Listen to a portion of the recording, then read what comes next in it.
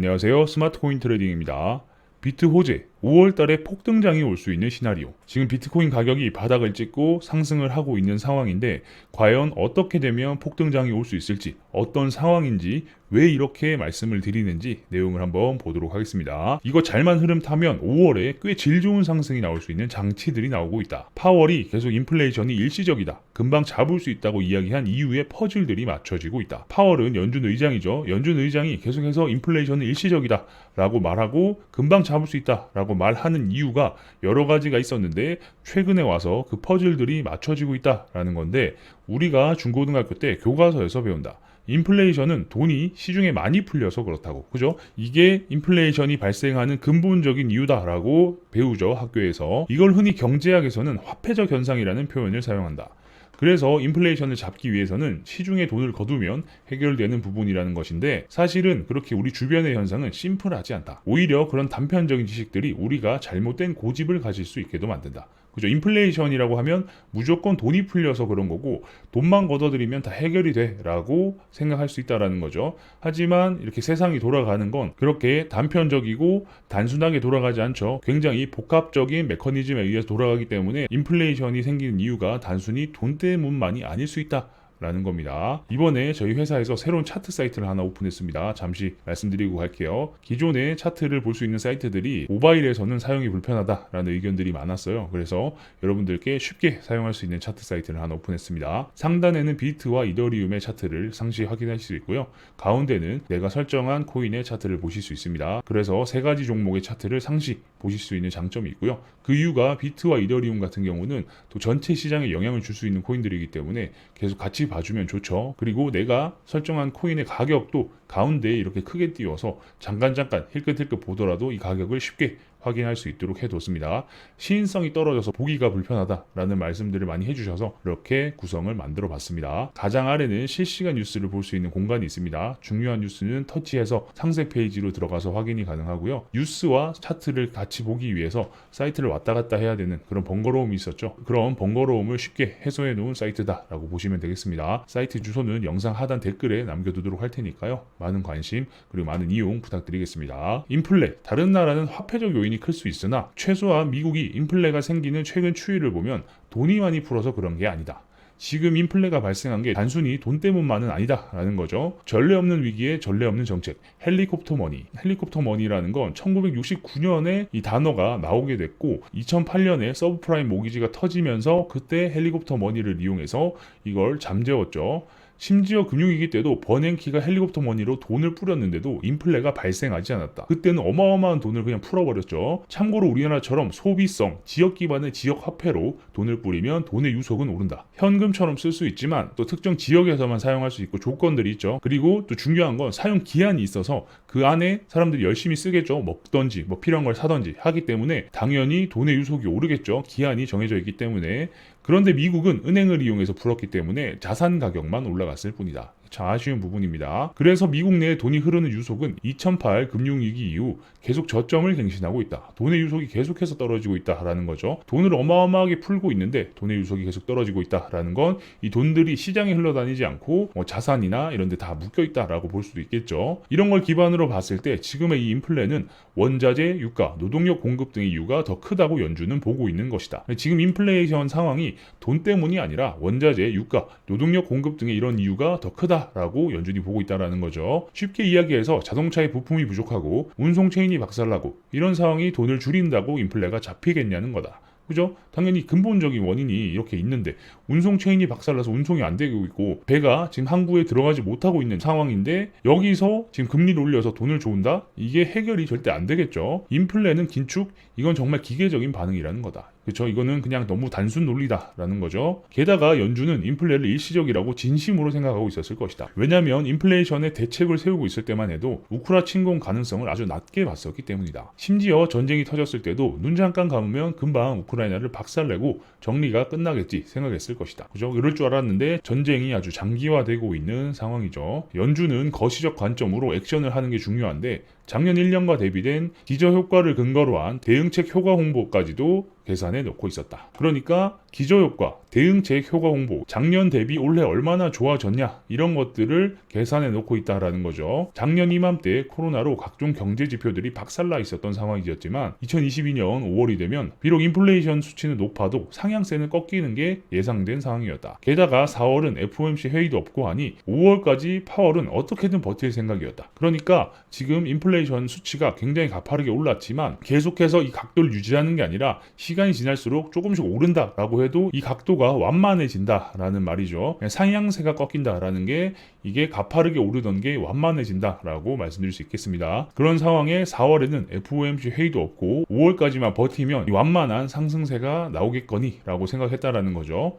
파월, 인플레이션 일시적, 금리 인상 우려 해소에 뉴욕 증시 반등 이렇게 이야기했겠죠. 이건 대통령의 지지율도 지키고 미국 내 좀비 기업을 포함한 기업들의 리스크까지도 줄일 수 있는 나름의 최선의 수였던 것이다. 그러니까 금리를 올린다고 해서 무조건 좋은 게 아니에요. 돈을 푼 이유가 뭐겠어요? 기업들 자빠지지 말라고, 기업들이 계속해서 운영이 되고 유지가 되고 할 수 있게끔 하기 위해서 돈을 풀어줬는데 지금 조금 이런 상황이 펼쳐졌다고 해서 상황이 그렇게 좋아지지 않았는데 지금 인플레이션 수치가 단순히 높아졌다고 해서 그 뿌렸던 돈을 빨리 거두겠다, 이자를 올리겠다 이래버리면 여러 가지 변수들이 터질 수 있다라고 말씀드렸죠. 좀비 기업 이야기도 잠깐 하자면 장기금리 중에서 10년물 국채금리는 사실 일반인들과는 상관이 없다. 게다가 미국 기업이라면 우리는 페이스북, 테슬라 이런 것만 생각하지만 간당간당한 제조업들도 상당히 많다. 얘들은 파산이다. 제조업을 하기 위해서는 보통 공장을 만들어 놓고 모든 게 IT로 돌아가는 게 아니죠. 그렇기 때문에 얘네들은 파산에 가까워질 수 있다라는 겁니다. 대기업도 비슷하다. 설비 투자 계획에 직격탄을 먹이는 거라 이걸 올리면 요즘 미국이 애타게 구애 중인 제조업과 첨단 테크 산업들도 등을 돌린다. 그래서 이번 팬데믹 이후 연준은 MBS 채권을 팔아서 통화량 일부를 잡기로 잠재적인 결정을 내린 것 같다. 아마 4월 5월 내에 통화량 조절을 위한 MBS 매각으로 인플레를 잡는다는 이야기는 곧 등장할 것이다. 그러니까 10년물 국채금리라는 게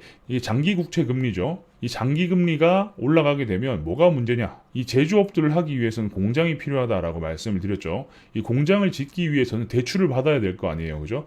현금 갖다 놓고 이 공장을 짓는 회사들이 잘 없겠죠. 그 대출을 받아서 이렇게 공장을 차리고 시설을 넣고 돌려서 상품을 만들어내는 그런 과정을 거쳐야 되는데 당연히 공장을 짓는 데는 큰 돈이 들어가기 때문에 이 장기 대출을 받게 되겠죠. 그 장기 대출의 금리가 이 10년물 국채 금리를 기준으로 움직이게 된다라고 합니다. 10년물 국채 금리가 올라가게 되면 얘네들이 이런 시설을 하기 위해서 공장을 차리기 위해서 장기로 받은 대출의 금리도 올라가게 된다.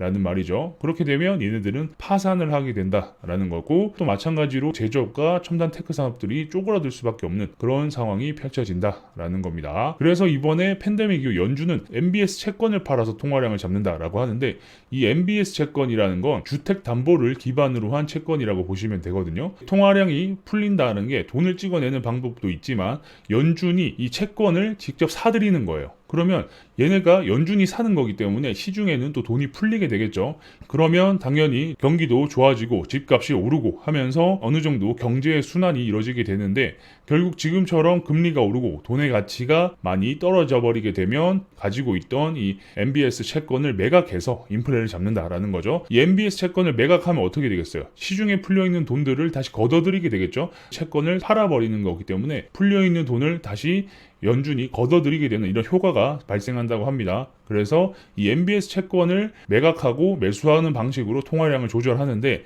이번에 MBS 채권을 매각해서 인플레를 잡는다라는 이야기가 곧 등장할 것이다 라는 말이죠. 전쟁에서 정말 러시아가 핵이나 생화학전으로 확전하지 않는 이상 5월에 연준발 이런 기사는 거의 확실하게 볼 수 있을 것이다. 7%에 가깝던 인플레이션율이 5%대로 꺾였다. 그러니까 이런 뉴스가 나오면서 갑자기 지금 상황이 좋아진다라는 것들을 이렇게 기사로 낼 것이다라는 거죠. 지금까지는 대통령과 연준이 실업률로 노래를 불렀다면 4월 말 5월 초가 되면 꺾였다라는 단어로 시장에 긍정적인 신호를 줄 것이다. 이때 주식과 코인은 한번 좋은 방향으로 난리법석이 날 수도 있다. 그러면서 동시에 연준은 긴축 압박도 덜고 정말 잘만 하면 5월 예정인 빅스텝 50포인트를 25포인트로 내릴 수 있는 다소 생경한 느낌을 받을 수 있다. 뭔지 아시겠죠? 지금은 이 금리를 조절하는 근거를 실업률을 가지고 하고 있었지만 이 채권을 매각하면서 인플레이션이 5%대로 꺾였다. 그래서 꺾였기 때문에 지금은 좋아지고 있다. 라는 걸 가지고 시장에 긍정적인 신호를 줄 것이고, 당연히 이렇게 나오게 되면 비트나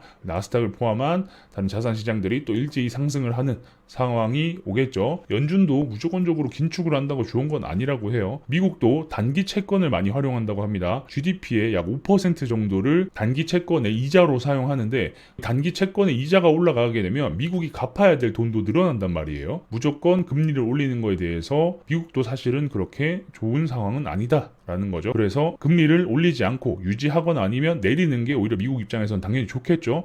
GDP 5%나 이자로 나가기 때문에 미국도, 그리고 연준도 마찬가지로 무조건 금리를 올리는 게 좋은 것은 아니다 라는 겁니다. 만약 정말 5월에 25포인트로 결정이 된다면, 그러니까 0.25% 상승을 이야기하는 거죠. 그럼 연준은 지금 인플레가 통화량 때문이 아니라고 90% 이상 결론을 내린 것이나 다름없다고 봐도 된다. 그때 또 한번 미처 일시적으로 날뛰는 자산시장을 볼 수 있을 것이다. 뭔지 아시겠죠? 연준이 돈 때문에 인플레가 생긴 게 아니다 라고 간접적으로 이렇게 발표를 하면서 금리를 적게 올리게 된다라고 하면 자산시장은 큰 리스크가 해소됐다라고 하면서 또 엄청난 돈들이 자산시장으로 또 몰려들 것이다 라는 겁니다.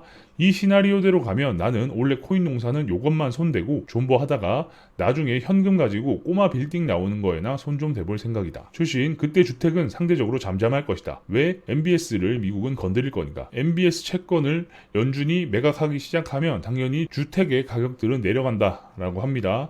100억에서 140억 뭐 이렇게 하는 건물들을 꼬마 빌딩이라고 하는데, 이 꼬마 빌딩을 살 때는 100% 현금으로 사지 않죠. 일부 뭐 40억 정도 뭐 또는 뭐 30억에서 50억 정도 현금을 넣고 나머지는 은행의 금융을 이용해서 건물을 사게 되는데, 건물을 살 때는 수익률 몇 퍼센트 이런 이야기를 하는 게 아니라 뭐 40억만 있으면 이 건물을 가질 수 있다라고 해요. 그 이유가 140억짜리 건물에서 40억을 내가 현금을 넣고 이 100억에 대한 이자와 원금을 갚는데 여기서 나온 수익이 다 들어간다라고 합니다. 그럼 내가 40억을 가지고 운영 유지만 계속 하고 있다가 시간이 지나서 이 건물의 가치가 올랐을 때 그 가치 상승에 대한 이익을 노리는 그런 투자를 목적으로 꼬마 빌딩을 투자한다라는 거죠. 그러면 40억을 주고 산 140억짜리 건물이 200억이 되어버리면 나는 40억을 투자해서 60억을 벌게 되는, 그래서 나중에는 100억을 가지고 나올 수 있는 그런 수익을 볼 수 있기 때문에 빌딩에 투자한다라는 겁니다. 아무튼 이런 상황이 펼쳐지게 되면 주택시장은 좀 주춤할 수 있고, 그 근거가 미국에서 MBS 채권을 건드리기 때문일 것이다 라는 게 근거입니다. 뭐 꼬마 빌딩도 좋고 다 좋은데 우리가 기다리고 있는 상승장이 코앞일 수 있다라는 내용이죠. 한 달도 안 남았습니다. 한 달 뒤에 어떻게 상황이 흘러가느냐에 따라서 또 시원한 상승장이 나올 수 있다. 모두가 기다리고 있는 상황이기 때문에 발표를 그렇게 하고 인플레가 꺾였고 영상에서 말씀드린 내용처럼 흘러가게 된다면 자산시장에도 다시 한번 붐이 일어나게 될 것이다. 그러면 우린 어떻게 되겠어요? 또 돈을 벌 수 있겠죠. 그런 상황이 꼭 왔으면 좋겠습니다. 이렇게 여러분들께 다양한 정보를 드릴 수 있도록 노력하겠습니다. 영상이 괜찮으셨다면 구독과 좋아요도 눌러주시고요. 알림 설정을 눌러놓으시면 누구보다 빠르게 새로운 정보를 받아보실 수 있습니다. 그러니까 구독, 좋아요, 알림 설정까지 눌러주시면 감사하겠습니다. 궁금한 게 있으신 분들은 저희 커뮤니티에 들어오셔서 질문 남겨주시면 되는데요. 영상 하단에 커뮤니티 주소가 있습니다. 클릭해서 입장하시면 되고, 경기도 웨일님이나 저 그리고 많은 분들과 소통이 가능하니까 아직 저희 커뮤니티에 안 들어오신 분이 계시다면 저희 커뮤니티로 들어오시면 되겠습니다. 경기도 웨일님 블로그 주소도 영상 하단에 있으니까 클릭해서 들어가 보시는 것을 추천드리고요. 과거 글부터 최신 글까지 한번 천천히 보시면 코인과 관련된 정보와 인사이트를 넓히시는데 굉장히 많은 도움이 되실 겁니다. 그럼 전 다음 영상에서 뵙겠습니다. 감사합니다.